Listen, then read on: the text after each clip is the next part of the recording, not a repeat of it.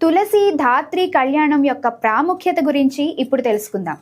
పురాణాల ప్రకారం కార్తీక మాసంలో యోగ నిద్ర నుంచి మేల్కొనే శ్రీ మహావిష్ణువుకు తులసి మొక్కతో వివాహం చేస్తారు. విష్ణువుతో పాటు ఉసిరిని కూడా పూజించడం ఆచారం. ఈ కళ్యాణాన్ని భక్తి శ్రద్ధలతో జరిపించడం ద్వారా సకల పాపాలు తొలగిపోతాయని, సుఖ సంతోషాలు అష్టైశ్వర్యాలు లభిస్తాయని విశ్వసిస్తారు.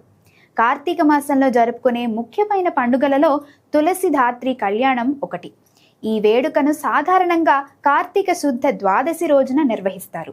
అందుకే దీనిని క్షీరాబ్ది ద్వాదశి అని కూడా పిలుస్తారు. ఈ రోజున తులసి మొక్కకు ఉసిరి కొమ్మకు వివాహం చేస్తారు. తులసి ధాత్రి కళ్యాణం ఎలా నిర్వహించాలో ఇప్పుడు మనం తెలుసుకుందాం. సాధారణంగా సాయంత్రం వేళల్లో దీనిని నిర్వహిస్తారు. మొదటిగా తులసి కోటను శుభ్రం చేసి ముగ్గులు వేస్తారు. తులసి మొక్కకు రంగురంగుల వస్త్రాలు, ఆభరణాలతో అలంకరించి పెళ్లి కూతురుగా భావిస్తారు.